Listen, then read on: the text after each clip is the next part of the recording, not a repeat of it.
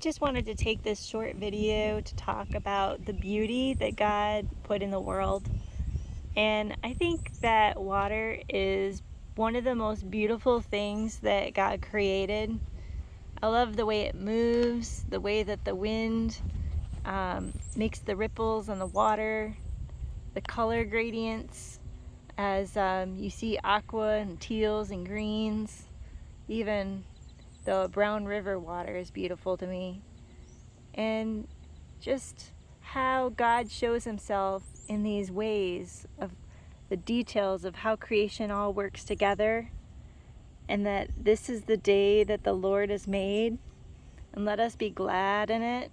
Let us be thankful that we have living water, that we have satisfaction for our souls, that he will never leave us or forsake us, that we get to feel the warm sun on our skin and breathe the air in our lungs, and to be able to share this with our family and our children. All the beauty that God made in the world, the mountains, the rivers, the oceans, green trees. It's just so wonderful. And this is just earth. And someday we'll be in heaven and the beauty will far surpass this that we see. And I look forward to that day because Jesus is coming soon. And I want to be ready for him, and I want you to be ready for him. And all it takes is just to remember that Jesus died for our sins, and that our default location is hell, and that Jesus saves us from that. He has a rescue plan so that we don't have to go to hell.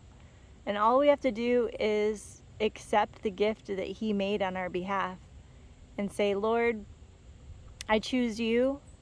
I know that you're holy, and I know that you are a good and just God, and that I deserve to go to hell. I deserve punishment. I am not a good person by default, and the only good in me is Christ in me, and that through him we have God's favor.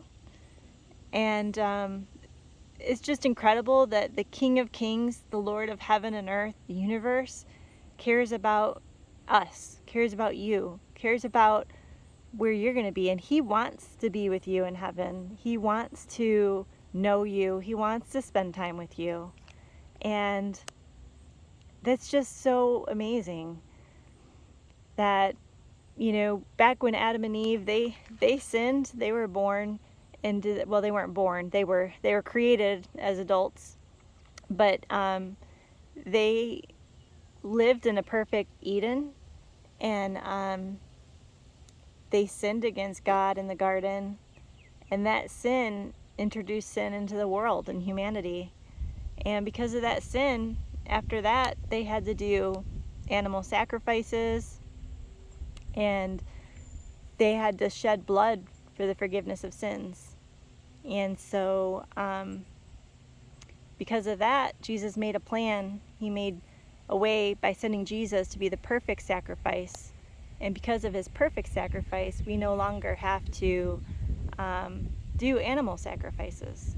And it comes as simply as just accepting what he has done for us and saying, God, I want you to be Lord of my life, and I surrender to you, and I want to give you everything. And I know that whatever I give you, you're going to make it better. And I love that. So I hope you enjoyed seeing this little piece of nature today on this beautiful August morning. Have a good one.